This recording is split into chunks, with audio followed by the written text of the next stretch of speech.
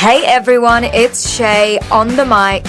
We're going beyond politics. Hope you're psyched. Not just policies, not just plans. We're talking dreams, hobbies, and life's other strands. We'll meet the leaders behind the scenes, uncover the stories in between, the laughs, the quirks, the passions they hide, their personal moments, unfiltered and wide. Ready or not, let's get underway. This is Beyond Politics with Shay.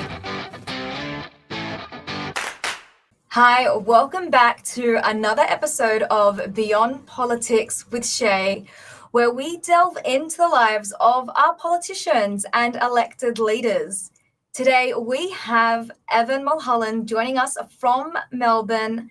Evan, thank you and welcome to the show. Thanks for having me. Moving on to the icebreaker segment. So, Evan, some of these questions sometimes throw people off, but I'd like to extend you the opportunity to see how quick you are on your feet. What is one thing that people don't know about you? A lot of people don't know I used to actually run a theatre company in Melbourne's northern suburbs and was involved on and off stage in sort of major musicals and plays and community choir as well. Love the performing arts. Nice. A common compliment that you receive? A lot of people think I'm quite calm and, which is, I guess, out of character for politics sometimes, but I always keep a even temperament. Okay, now moving on to a bit of a curveball. If there was one feature that you'd introduce to an iPhone or a smartphone, what would that be and why? I reckon that's got to be a sleep button. I know phones already have sleep buttons, but one that might be connected via Bluetooth or Wi-Fi to your brain that forces yourself to go to sleep. I think that would be highly successful.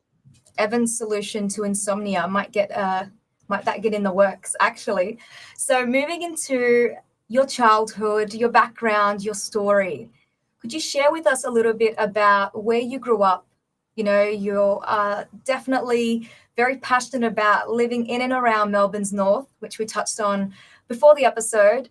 Talk to us more about your upbringing and your childhood. No worries. So I grew up in both Ivanhoe and Reservoir, and my dad was involved or he was a civil engineer at Coburg City Council, but also ran successive small businesses out of the family home, which was great to have my dad at home growing up. My mum was a local councillor for about 16 years while I was growing up. So I guess sort of got me intrigued as to, or at least on the right path, on a pathway to political life, and watched her sort of serve her community for all those years, including as mayor, and led me, I think, to the path I'm on now. Most of my, on my mum's side of my family, so I'm actually half Italian. So I come from sort of a big Italian family, and would often spend time with my late nonno at their place in Reservoir, and got to really know the value of migrants and migrant families. They arrived in Australia in the 1950s, and they came here with nothing but a suitcase and worked really, really hard to both learn English, but my nonno worked about 6 or 7 days a week as a metal worker to provide for his family, buy that dream home, and watch their family get ahead and enjoy the riches of retirement and grandchildren and the rest of that. So, yeah. An example or a story that really inspired you growing up to enter a world of politics? That's a good question. I've always been kind of interested in politics, at the periphery of politics, but it's really just getting good outcomes to people. And I would watch my mum as a counsellor be able to problem solve and fix issues for people. And I think that served me well, aspiring for a life in politics, but it served me well in politics as well. Having that compassion and trying to solve people's problems along the way. I think that's really important. Of course, I went to La Trobe University in the northern suburbs, and as I was involved in the Liberal Club, I was usually the only Liberal, whether it be on the Student Representative Council or anywhere else. And so I was often fighting for, individual freedoms, for smaller government, for reward for effort, and continue to do that to this day. Interesting. Another key feature of your story, bringing in the very conservative liberal values with obviously the diversity of your area, your local area. Growing up would have been very difficult, obviously, to be the only liberal voice amongst a very diverse and robust region. I see it as my duty to speak on their behalf. So when I'll use one example, the Victorian Labor Party had an election commitment that it was looking to enact, which was to remove the reciting of the Lord's Prayer from the Victorian Parliament. They wanted to workshop a replacement that would be more secular, because it was their view that that's what people wanted. And I looked around the northern suburbs and I looked at particularly in areas like Greenvale, where 80% of people profess a faith of some kind. And I think, well, that's the exact opposite of what's going on in our growth areas of Melbourne. And so the government was listening to, obviously, very sort of inner city, urban mindset, but not the people that they were put there to represent. And so I organised a petition. It was signed by over 11,000 people to keep the Lord's Prayer. And there was a joint statement put out by a whole bunch of faith groups, from the Board of Imams Victoria to the Anglican Diocese, the Catholic Archdiocese, the Hindu Council, and the Israel Jewish Affairs Council, all speaking in one voice to support the Lord's Prayer and what it means. And because we got over 10,000 signatures, we were able to force a debate in the Parliament about the government's election commitment. And the government actually, such was the pressure, that they backflipped and said they were no longer going to do it. So I think that's a practical example of how I, through my advocacy and speaking on behalf of my constituents, was able to get a good outcome. Next segment, hidden passions or talents. Evan, don't be shy. Please share with us one hidden passion or talent that you harbor or that people might already know about you. Well, I mentioned very into the performing arts and interested in the performing arts. I'm also a classically trained singer, which goes, I guess, hand in glove with that. Okay, I'm going to dig in there a little bit further. You've said what you enjoy, a passion. Now, nobody joins theatre or is on a stage without having a talent. So I'm going to ask you to share a little bit more there. I guess I just enjoy the whole thing. So whether it be singing or dancing, being on stage, I don't do it so much these days, but I think it's, during my, I guess, classical singing training has given me a lot of use in political life. I know how to hold my breath, to project, to hold up my diaphragm, to be able to project across the chamber and engage in long political argument. And I guess the acting training and everything else like that has taught me to memorize lines so I can memorize a speech. So it stood me in good stead for politics. I think I got there. See, I managed to get that talent and the connection with obviously being a politician. So thank you, Evan. And for those of you obviously in theatre, Evan is a spokesperson for those that can transition very well into a political career. Evan, not surprising, but kudos to you in terms of both keeping up that talent and passion through what would be a very, very time-consuming and challenging career. Yeah. Moving on to the topic of infrastructure, which you're very passionate about, how would you describe the developments in your region and its influence on Melbourne's future identity and offerings for its population? I'd describe the development of infrastructure in the northern suburbs as lacking.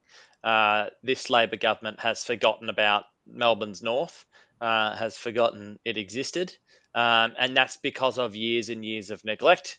They see a sea of Labor safe seats and treat it with contempt, and we see the government pouring tens of billions into a suburban rail tunnel in the eastern suburbs.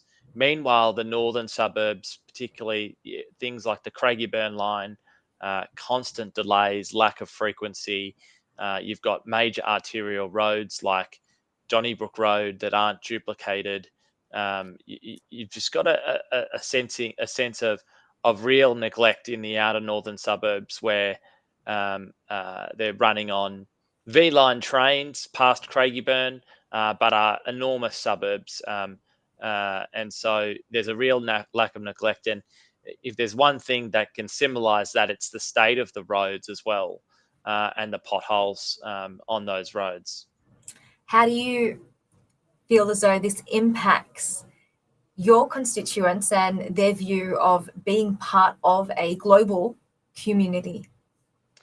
It does, and it's basically a cost of living issue, because the lack of infrastructure and amenity in these growing suburbs is a tax, because it's taxing to spend 2 and a bit hours each day in the car and not at work or with your family. And it's taxing to have to pay the extra petrol. And it's important to note um, how many people come up to me and speak about whether it be Donnybrook Road in Donnybrook and Calcallo, or Lithgow Street in Beveridge, or the Northern Highway in Wallen, all the congestion around Craigieburn. Like, a lot of these areas have had enormous growth. The government's being delivered a lot of revenue through the fact that there's been a lot of housing go in, but failed to reinvest that in the infrastructure and services that these people and the rest of Melbourne enjoy, and the people in the north should be able to as well.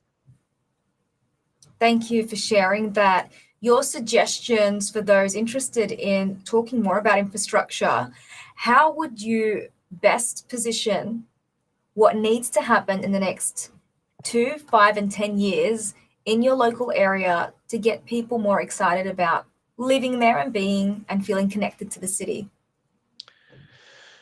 To be excited about living there, and I guess most people move to the out of northern suburbs to be close to family, to be able to afford their own home, and in order to do that, in order to live in, and I'll put it this way: the Victorian government is very good at building housing estates.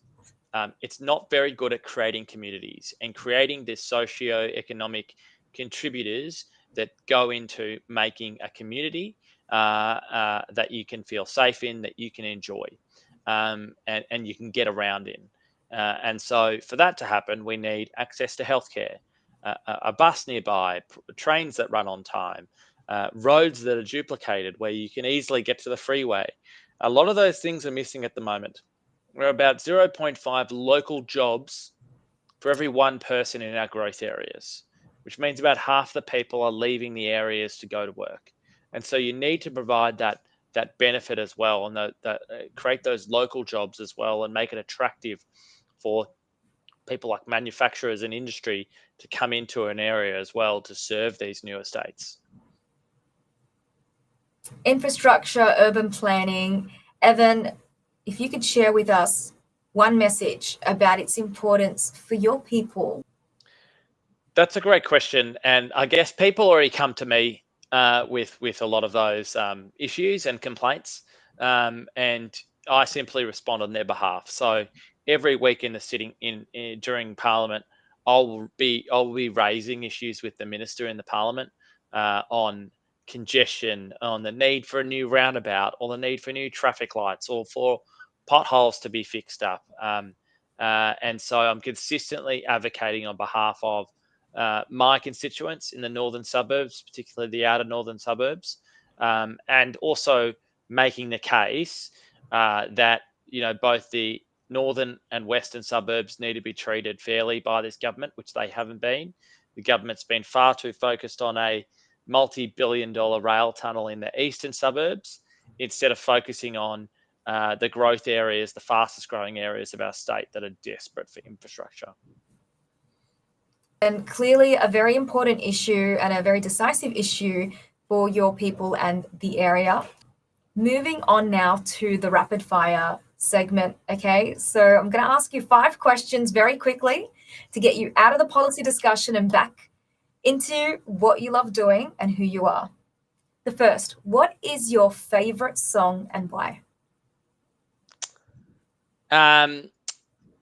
Dear Maria, Count Me In by All Time Low, which is a great sort of pop punk band. I just think it's really catchy. Can you sing the song? No, not for you. Maybe next time. Okay. Favorite movie and why? Die Hard, Bruce Willis. There's Why? no better Christmas movie. Nice. Okay. Now you're based in a suburb or a region, sorry, that has a lot of different cultures. So this might be a bit trickier for you to answer. What is your favorite food and why? Favorite food is lasagna. Why? Is it based on your mother's cooking, your family? Based on my nonna's cooking. She made the best lasagna I've ever tasted to this day. If there was one cuisine that you'd recommend that would be a top pick, actually, outside of Italian, I know it's a hard one, what would that be? Can't go past actually a medium rare Angus steak. Nice. Nicely done. The last book you've read? I'm reading a book on the founding of the Liberal Party and the evolution of the Liberal Party by Zachary Gorman from the Menzies Institute, which I'm only a little bit way through, but that's it's going well. Okay, now, and a personal mantra that you'd like to share with our viewers? A personal mantra. That's a great question. I think, always looking forward. I would say people can get quite complex and looking over things that have happened in the past. And, in politics, there are things that happen all the time and disagreements you have with people, and people fall out with different people or get into arguments. My view has always been to leave those arguments at the door, work together for the betterment of the people of Victoria. Great advice. Thank you. Thank you, Evan, so much for joining us today on Beyond Politics with Shay. We've obviously gotten a deeper insight into your life and world outside of politics and insight into your beautiful family and upbringing. Our viewers with Evan, who'll share his best contact details and how to get in touch with him after the episode. For those of you watching, don't forget to like and share this episode and stay connected with us here at Oz Arab Media. Thank you, Shay, and thanks to Oz Arab Media for having me on. If people want to get in contact with me, they can email me at evan.mulholland@parliament.vic.gov.au, or they can give my office a call on 03 9651 8242. Search Evan Mulholland MP on Facebook, or Instagram, or X, or visit evanmulholland.com.au.